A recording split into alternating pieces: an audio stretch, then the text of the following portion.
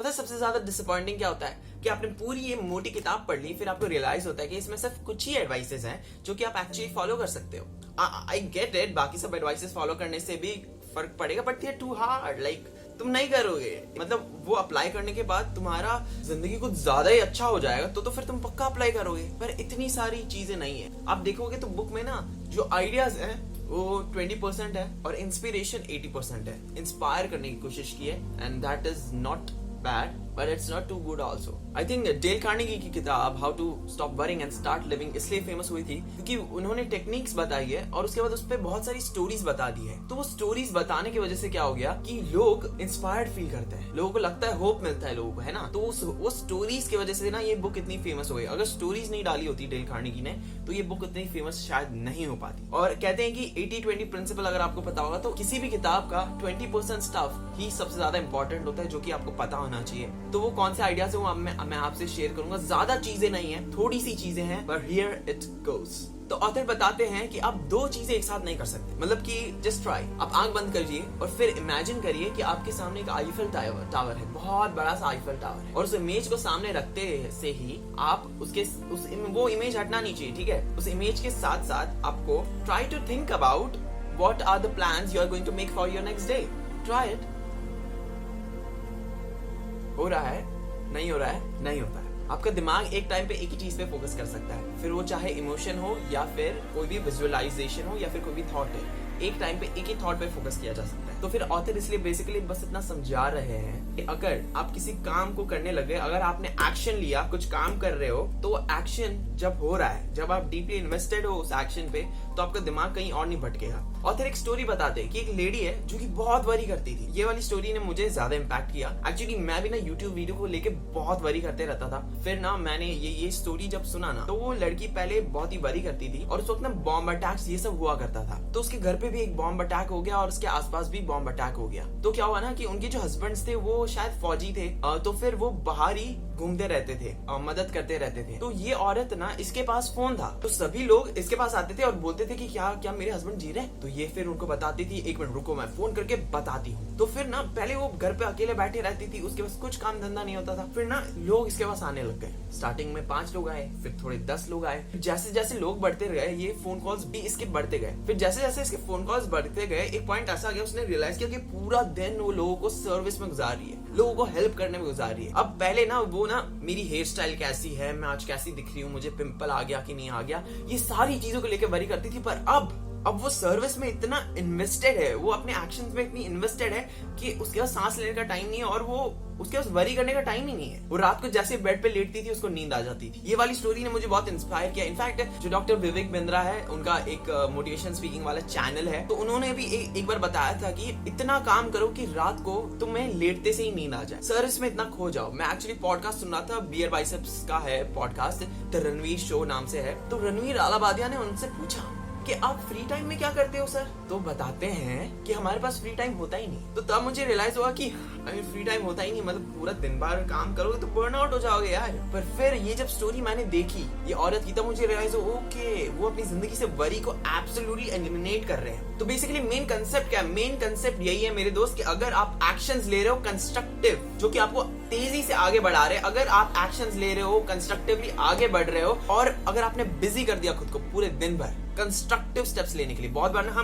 मैं जैसे करते रहता था, मैं खुद को बेवकूफ बना देता था, मैं प्रोग्रेस करने की कोशिश कर रहा था, पर एक्चुअली जब मैं देखता था तो वो उतना प्रोग्रेस था नहीं। वो मेरे दिमाग में प्रोग्रेस था, पर जब आउटर रियलिटी में मैं देखूं, बाहर की दुनिया में देखूं, तो वो बहुत ही छोटा प्रोग्रेस था। तो ये नहीं करना है, बस बेसिकली आप सर्विस में खो जाइए। आप इतना काम कीजिए दिन भर कि आपको वरी करने का टाइम ही ना मिले। और ये वाला जो एक स्टेप है ना, ये स्टेप सबसे ज्यादा पावरफुल है। अगर आपने ये वाला एक आइडिया अप्लाई कर दिया तो आपको रियलाइज होगा कि 90%, मेरी जिंदगी में बता रहा हूँ, 90% वरी चले गई। पहले मैं सोचते रहता था यार, यूट्यूब के बारे में इतना चिंता करते रहता था। अभी जैसे कि ऐसे पॉइंट पे आ गया हूँ कि मैं ऐसे थॉट सोच लेता था यूट्यूब वीडियोस के बारे में कि मैं इस वक्त याद भी नहीं करना चाहता हूँ। आप समझ रहे हो? इतना ज्यादा वरी, मतलब कि इतना मत सोचो कि वीडियो बनेगा तो कैसा होगा।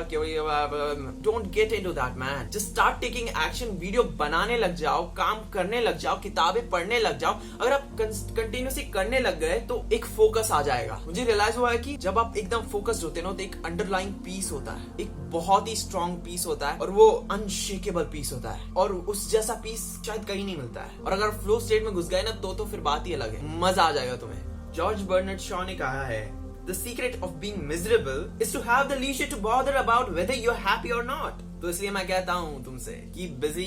The worried person must lose himself in action and lest he wither in despair. जब से मैं ये करने लग गया हूँ, एक्शन में खुद को खोने की कोशिश करता हूँ। I try to lose myself in action. Negative thoughts मानो है ही नहीं। पहले मैं मूवी देख रहा हूँ तो मूवी के बीच में मुझे नेगेटिव थॉट्स आ रहे हैं, पर नाउ जब मैं एक्शन ले रहा हूँ इट्स नॉट देयर। अगर आप भी एक्शन लेने लग गए ना तो अपने आप चीजें ना हट जाएगी। पहले मैं ना बहुत नेगेटिव सोचता था, मैं रूम में बैठा हूँ और मुझे बहुत रिजेंटमेंट पास के, आपके साथ ये बहुत बार होगा कि पास के थॉट्स बहुत बढ़ जाएंगे और आप सफर करने लग जाओगे, बहुत बुरा भी लगेगा, आपको लगेगा मैं कहाँ जाऊँ। The thing is, you're not taking action. When you don't have the vision of a future, you are stuck with memories of past, and your mind will make you suffer by manipulating those memories and presenting it to you in the most resentful way. आपने खुद को notice किया होगा ना, बहुत बार दिमाग में आप लड़ाई कर रहे हो किसी के साथ, ये सब कुछ चले जाएगा अगर आपने खुद को बिजी कर दिया किसी भी कंस्ट्रक्टिव काम में। So the cheapest medicine to eliminate worry is to lose yourself in work, and it's the most fulfilling. जब फोकस होगा ना तो उसमें एक ताकत है और मैं चाहता हूँ आप वो ताकत को फील करें। तो अगला पॉइंट है, try to make use of the situation you are in. बहुत बार आपके साथ ऐसा होगा कि जो सिचुएशन में आप हो वो इतना अच्छा नहीं होगा। तो इसमें भी एक ना कहानी बताई गई है कि डेल कार्नेगी अपने दोस्त से मिलने जा रहे होते हैं और कहीं ना वो रास्ता भटक जाते हैं। तो जब वो रास्ता भटक जाते हैं वहां उसका दोस्त वेट कर रहा है, पेड़ के नीचे बेचारा वेट कर रहा है और वो पेड़ के पास है बहुत सारे मच्छर उसको परेशान कर रहे हैं। तो वो वहां बैठे बैठे बहुत वरी कर सकता है कि ये कहाँ रह गया, इसको कितना भी समझाओ हर बार चीजें भूल ही जाता है। या तो वो वहां बैठ के नेगेटिव थॉट सोच सकता है और खुद का पूरा दिमाग खराब कर सकता है। इनफैक्ट हम सभी टैलेंटेड है, we can blow our mind out. फिर कुछ देर क्या होती है, ये जो उनका दोस्त है ये वहां पे वेट कर रहा है, 1 घंटा होता है, फिर डेल कार्नेगी वहां पहुंचते हैं। तो वो वहां उसको देखते हैं तो वो फ्लूट बजा रहा है। वो देखते हैं ये फ्लूट किससे बनी है, तो देखते हैं वो पेड़ की लिम्ब से उसने फ्लूट बना दी और वो फ्लूट बजा रहा है। बताओ, इनफैक्ट वो मच्छर ने इतने परेशान करने वाले होते हैं कि ऑथर बता, the mosquitoes were enough to drive a saint insane but they couldn't triumph over Charles उनके दोस्त का नाम है। While waiting for us, he cut a limb off an aspen tree and made a whistle of it. When we arrived, was he accusing the mosquitoes? No, he was playing his whistle. वो कहते हैं, I have kept that whistle as a memento of a man who knew how to put trifles in the right place. और एक कहानी, अगर ये कहानी आपको अच्छी नहीं लगी, डोंट वरी, मैं अपनी एक कहानी बताता हूँ। मैं एक हाईली सेंसिटिव पर्सन, तो मुझे ना मोशन सिकनेस बहुत ज्यादा होता है। पहले मुझे नहीं पता था कि मुझे होता है, बाद में मुझे पता चला, ओ माय गॉड, ये जो मुझे चक्कर आते हैं उसे मोशन सिकनेस कहते हैं। तो अब एक बार क्या हो गया ना कि मैं ना इसलिए हमेशा कोशिश करता हूँ, वैन में अगर कॉलेज जा रहा हूँ तो आगे बैठूंगा, या तो फिर अगर रिक्शा से जा रहा हूँ तो फिर मैं फिर भी आगे बैठूंगा, जहाँ पे मुझे थोड़ा जगह मिले, हवा मिले मुझे। तो एक बार क्या हो गया कि मैं लेट हो रहा था कॉलेज के लिए, तो रिक्शा आई, मैंने देखा आगे फुल, बीच में फुल और पीछे थोड़ी सी जगह है। पीछे मैं जैसे ही बैठा और 3 लोग आए और मुझे दबा दिया पूरा। मैं वहां परेशान हो गया और मैं ऐसे टेढ़ा बैठा हुआ और रिक्शा ऐसे जा रही है। तो मुझे पता था भाई साहब कॉलेज पहुंचते पहुंचते मेरी हालत तो खराब हो ही जानी है। और उस वक्त ना मैं एक्चुअली ना एक किताब पढ़ रहा था, किताब का नाम है can't hurt me by David Goggins. जिन लोगों को डेविड गॉगिन्स के बारे में नहीं पता, he is known as hardest man on earth. अगर आप उनके बारे में और जानना चाहते हो तो उनका एक बहुत ही मस्त पॉडकास्ट है, इम्पैक्ट थियरी एक पॉडकास्ट चैनल है जहाँ पे बहुत ही फेमस और हाई परफॉर्मर्स को बुलाया जाता है। तो डेविड गॉगिन्स और टॉम बिल्यूई का एक एपिसोड है, वो जाके जरूर देखना, वो बहुत ही मस्त है। आपको एक्सरसाइज का मोटिवेशन चाहिए तो जाके देख लो, इनफैक्ट एक्सरसाइज का मोटिवेशन नहीं चाहिए तो भी देख लो, अच्छा है। तो मैं उसकी वो किताब पढ़ रहा था, मैं वहां बैठा हूँ, रिक्शा जा रही है, ये लोग मुझे दबा रहे हैं, इतनी गर्मी है, मैं परेशान हो रहा हूँ, कहाँ जाऊँ मैं। मेरा मन कर रहा है कि मैं रिक्शा रुको और बोलूँ कि मुझे आगे बैठना है। फिर मेरे दिमाग में एक थॉट आता है, don't resist it, accept it. Acceptance doesn't mean that you need to like it, it just means that you don't even dislike it, you just accept it, it is what it is. So I accepted it. It is what it is. Then another thought came in my mind. Why should I just accept it? Why not take it to another level? फिर अगला thought पता है क्या कहता है? मैं ऊपर ऐसे देख रहा हूँ और जितना ला सकते हो ला दो। और मुझे पता था कि जब मैंने ये थॉट बोल दिया ना कि bring it on, मुझे पता है, मेरे गूज़बम्प्स आ गए थे। और उस मोमेंट में मुझे पता था कि अब जब मैं रिक्शा से वहां पे उतरूंगा ना, तो मेरी सेल्फ एस्टीम को नेक्स्ट लेवल ही पहुंच चुकी होगी। मेरे दिमाग में ना वो पॉजिटिव थॉट्स अपने आप रश होते रहते हैं। बहुत बार ना आपने भी एक्सपीरियंस किया होगा कि आप लाइफ में ना एकदम ही ब्लैंक हो जाते हो, आपके पास कुछ पॉजिटिव थॉट्स ही नहीं आते कि मैं अगला काम क्या करूं। मैं यूजुअली पता है क्या करता हूँ, पहले तो डू समथिंग, फिर इंस्पिरेशन स्ट्राइक होगा, और अगली चीज है कि start something which is very uncomfortable, और थोड़ा सा करेज दिखा दो। कोई भी एक एक्टिविटी में थोड़ा सा करेज दिखा दो, तुमने दिखा दिया, फिर तुम देखोगे कि क्या पॉजिटिव थॉट्स रश इन होते हैं। तो यही बात है यार, या तो मैं परेशान हो जाता बहुत सारा, और कॉलेज भी एकदम सड़े हुए मुंह लेके जाता, दुखी फील करता, चक्कर खाते रहता। तो यार यही बात है यार, एक तरफ एक इंसान है जो कि बहुत परेशान होके रिक्शा से उतर रहा है, जो कि जिसे चक्कर आ रहे हैं, और इनफैक्ट उसने पूरे रिक्शा के टाइम में इतने नेगेटिव थॉट सोच लिए कि अब उसको और भी नेगेटिव थॉट्स आ रहे हैं। और दूसरी तरफ वही इंसान है, पर he has the strength with in himself, उसको वो फील होता है अंदर। मैं चाहता हूँ आप ये चीजें एक बार फील करें, बहुत सही मजा आ जाएगा यार, बहुत सही पॉजिटिव इमोशन फील होगा तुम्हें, बहुत अच्छा लगेगा। तो अब अगले पॉइंट पे मूव ऑन करते हैं। अभी जो अगला पॉइंट है ना, ये अगला पॉइंट का नाम है स्टॉप लॉस ऑर्डर। अब सोचते हो ये स्टॉप लॉस ऑर्डर क्या है जी? तो हम बताते हैं जी। ये स्टॉप लॉस ऑर्डर है कि मान लो कि आप अपने फ्रेंड के साथ बाहर मूवी देखने के लिए गए, आप कब से उसका वेट कर रहे हो, और आपको पता है कि 10 मिनट होंगे। पहले तो आपको पता नहीं होता है, पर आपको पता है थोड़ी देर वेट करने के बाद आपका दिमाग फूट जाने वाला है कि ये अभी तक क्यों नहीं आया है। तो ऑथर बताते हैं कि या तो आप बहुत परेशान हो सकते हो, या तो फिर आप एक स्टॉप लॉस ऑर्डर लगा दीजिए और अपने दोस्त को बता दीजिए कि दोस्त 10 मिनट मेरा टाइमिंग है, उसके बाद मेरा दिमाग आउट हो जाता है, उसके बाद मैं बहुत ही परेशान हो जाता हूँ, मैं बहुत ही वरी करने लगता हूँ। ठीक है, तो इस चीज को अलग अलग जगह पे अप्लाई करिए। मान लो आप किसी से चैट कर रहे तो उन्हें बता दीजिए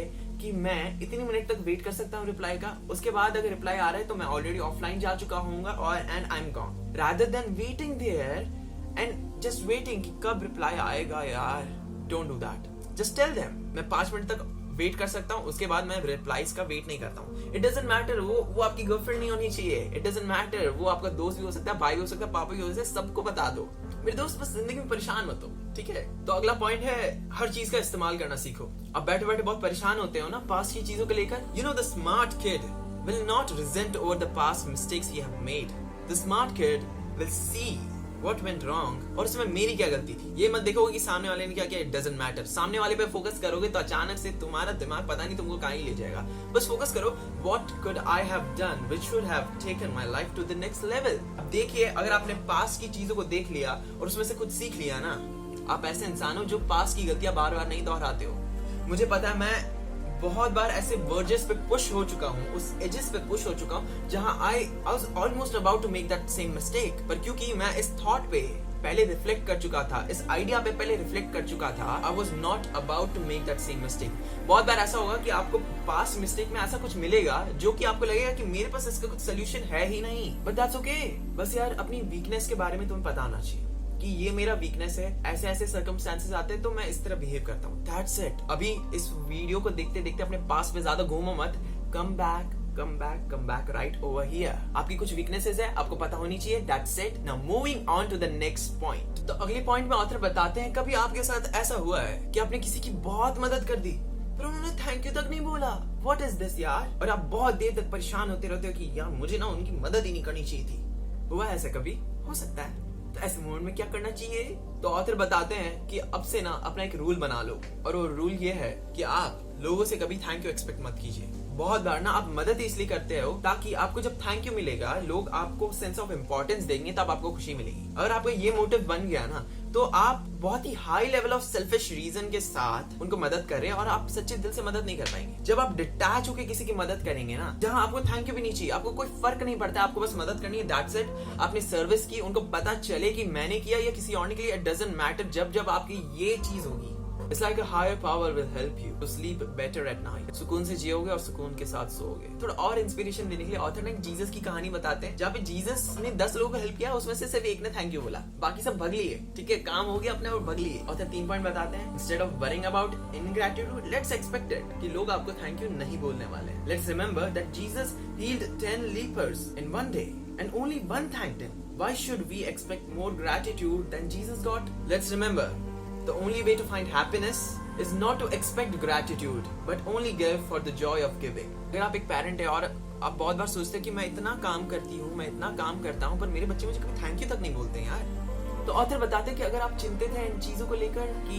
ग्रेटफुल बच्चे नहीं आपके, आप कहीं ना कहीं सीक्रेटली विश करते कि काश ये ग्रेटफुल होते यार, मैं कितना मेहनत करता हूँ इनके लिए। तो बस आपको इतना याद रखना है, in order to have grateful children you need to be grateful. आपको याद रखना होगा बहुत बार बाहर से आई हुई चीजों को उतना ग्रेटफुली देखा नहीं होगा। अगर आपको कोई एग्जांपल चाहिए तो मैं बता देता हूँ। आपके बच्चे ना आपको कॉपी करते हैं, ठीक है, आपके जो छोटे सिबलिंग्स हैं वो आपको कॉपी करते हैं, आप किस तरह बिहेव करते हैं वो आपको कॉपी करते हैं। तो अगर मान लो कि किसी आंटी आपके बर्थडे पे आई और उन्होंने कोई गिफ्ट दिया और वो इतना एक्सपेंसिव गिफ्ट नहीं था, उन्होंने खुद हाथ से बना के दे दिया और आप फिर बिचिंग कर रहे हो उसके बारे में, हाँ हाथ से बना के दे दिया, इसमें तो क्या ही खर्चा हुआ होगा। अगर आपका ये बिहेवियर है ना, then those little kids they observe everything, सब ऑब्जर्व करते हैं वो। जब तुमने वो इनग्रेटिट्यूड दिखाया होगा ना, तो तुम्हारे वो छोटे सिबलिंग ने सब कुछ देखा है।